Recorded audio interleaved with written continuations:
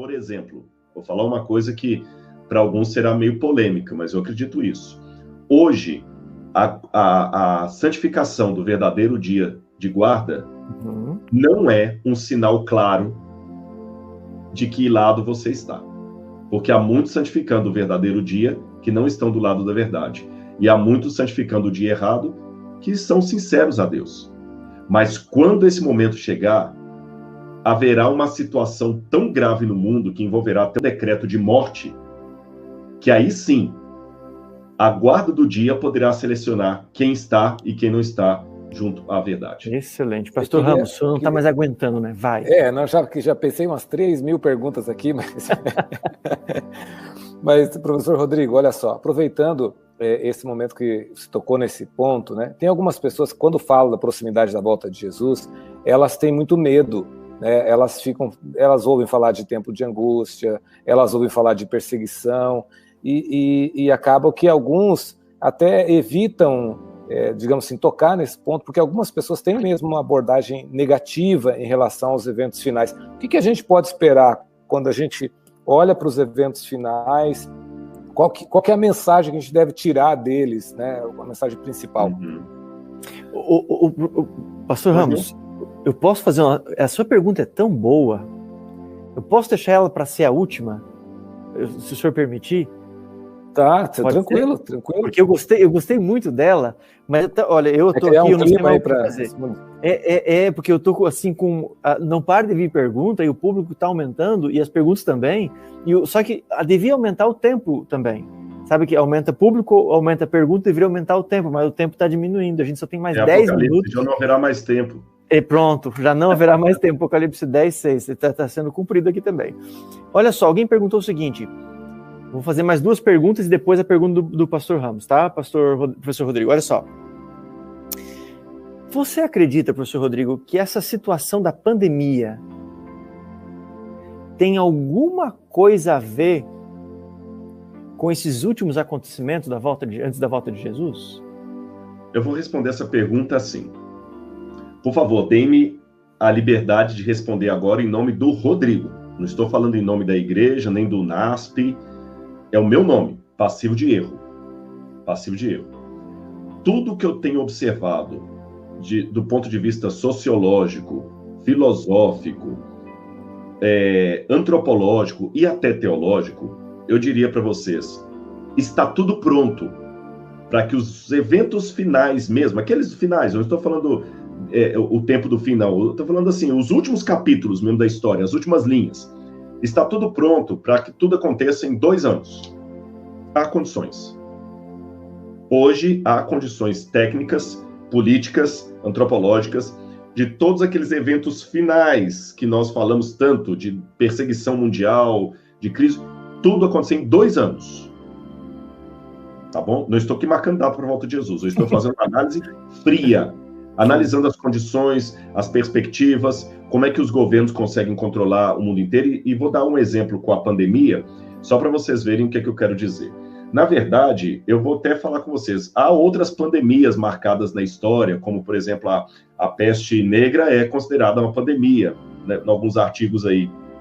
A gripe espanhola também, a peste negra matou 25% da população da Europa, né, e retraiu 25%. A gripe espanhola parece que retraiu 20% da população mundial. Isso é verdade. Mas o Covid é a primeira epidemia que eu posso literalmente chamar de pandemia mesmo. As outras foram chamadas de pandemia, mas pegando o sentido etimológico da palavra pan, o todo pan-americano, todas as Américas, né? Esse pandemia, realmente, porque agora, pela primeira vez na história, o mundo parou. Não foi a Europa que parou.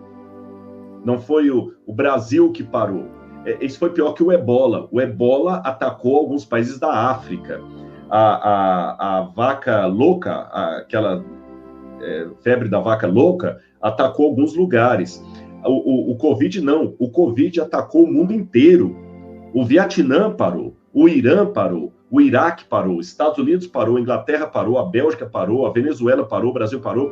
O mundo inteiro.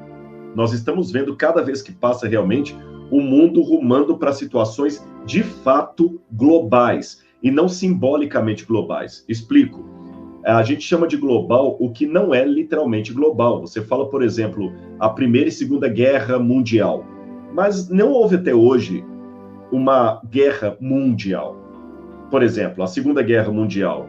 O Peru não participou da Segunda Guerra Mundial. Nem a China não participou da Segunda Guerra Mundial. Deixa eu ver se eu entendi, professor. Então, assim, para ações mundiais, como decretos e a própria evangelização, e para alguns contextos, uma crise mundial, de fato mundial, ela tem que ser precursora, sim, e está acontecendo. Exatamente, porque nem a Segunda Guerra Mundial foi mundial. Pegou a Europa. O Brasil aqui continuou, Rio de Janeiro tendo samba, tendo tudo, mesmo que a gente mandou os pracinhas para lá. Mas, ou seja, agora não, essa foi mundial. E as perspectivas pós-Covid também são mundiais. Agora é o reset, é a economia mundial. Eu sei que isso pode beirar a teoria da conspiração, mas não é, irmãos. Eu estou sendo lustro no que eu estou falando aqui.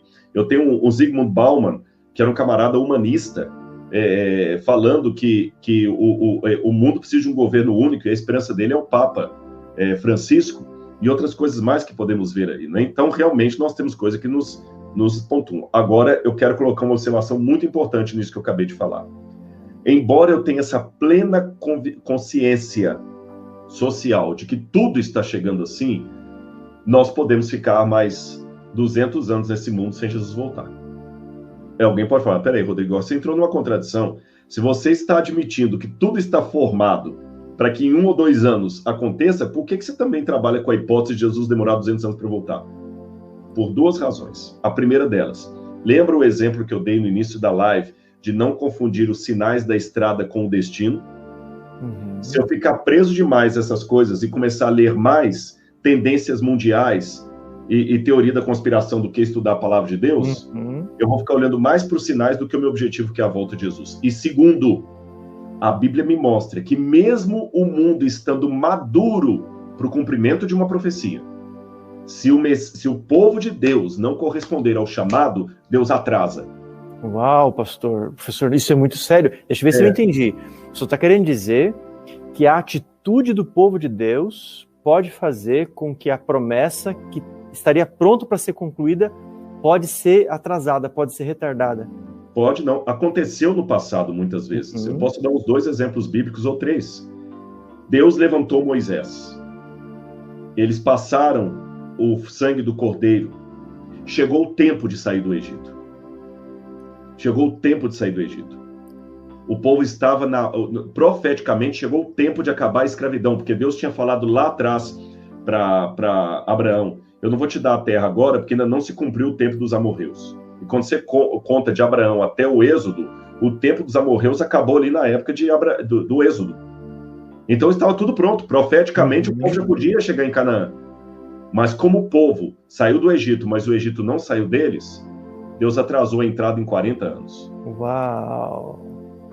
Eu posso, na minha atitude, pode estar atrasando. Desculpa, pode falar. Então, isso aqui é paradoxal. Porque a atitude coletiva de dormência espiritual do povo de Deus pode sim atrasar. Tanto é que a própria Ellen White fala: a volta de Jesus já poderia ter acontecido. Já poderia ter acontecido, não aconteceu. Não é o problema do atraso das promessas de Deus. Exatamente. Mas o seu povo que não está preparado. É o exemplo que eu dei na igreja central aí do Waze. Ele recalcula a rota porque eu fiz besteira no caminho. Eu saí da rota.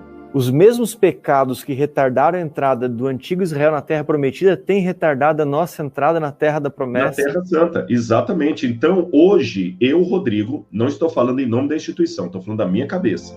Pelo que eu tenho estudado, hoje eu estou convicto que há condições políticas e sociais no mundo para decreto dominical e tudo que envolve o governo mundial, o anticristo, acontecer de 1 a 2 anos. Há condições políticas, eu falo sem medo de errar aqui para vocês, para que isso aconteça de 1 a 2 anos. Porém, pode ser que por minha causa, como parte do povo de Deus, a volta de Jesus retarde por mais 50, 100 anos, porque o povo não está preparado. Agora, o paradoxo disso é o seguinte: Deus tem um limite também. Vai chegar uma hora, chega. Uma hora, você está entendendo? Ele vai falar, basta. E aí, cuidado daquele que está brincando com a salvação. Hoje é tempo de restaurar a identidade, de se preparar para a volta de Jesus. Ellen White falou que já na época dela, o decreto dominical poderia ter saído. Os 4 anjos de Apocalipse, estavam para soltar os ventos, Apocalipse capítulo 7, e eles mantêm retidos os ventos porque o povo ainda não está pronto para receber o selamento. Isso é muito sério, muito sério. Nós temos que buscar o Espírito Santo mesmo, reavivamento, pregar a palavra, amar o nosso semelhante. Desculpa eu fazer uma propaganda aqui, eu acho que vocês não vão brigar comigo, que isso não foi combinado, mas essa semana eu estou respirando Adra. Tem 20 milhões de pessoas passando fome no Brasil. Nós somos 2 milhões de adventistas. Nós podemos fazer algo para mitigar a fome, pelo menos uma parte desse. A Adra está aí. Eu acabei de sair de uma outra live agora. Antes dessa, para pedir pessoal para ajudar a Adra. Irmãos, evangelho, e permitam-me falar isso até com uma certa paixão aqui, evangelho é um avião que precisa de 2 asas para voar. A asa da proclamação e a asa da caridade. Não se voa cortando uma das asas. Se você só tiver caridade, mas não pregar para eles o evangelho, você tá voando com asa sem asa. Se você só pregar o evangelho, mas não der a caridade a quem está precisando, você também não vai levantar voo. Então, é o método de Cristo, né? Proclamação e caridade. Amor. Amar a Deus sobre todas as coisas é o meu próximo. O método de Cristo, né? Jesus fazia isso, né? Ele alimentava, curava. Então, vamos ajudar a Adra, procure lá o site @Adra Brasil, e além de ajudar a Adra, você também pode ser uma Adra onde você estiver aí. Procure no seu bairro, na sua rua, tem gente passando fome e você com a despensa cheia. Isso também é restaurar a identidade. Roupa, tira outra. Isso é princípio de mordomia cristã. Entrou uma roupa nova, sai outra, não velha, que você ainda usaria, mas para dar para o seu semelhante. Tem um irmão que perdeu o emprego por causa da guarda do sábado, a igreja tem que abraçar essa família, tá certo? Tem que adotá-los.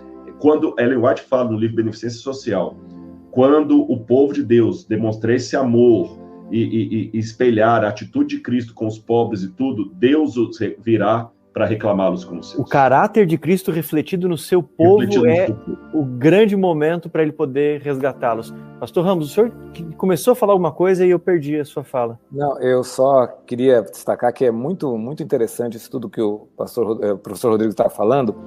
E ele falou alguma coisa interessante ali dos últimos dias, né, de uma questão de definição, né, do povo de Deus,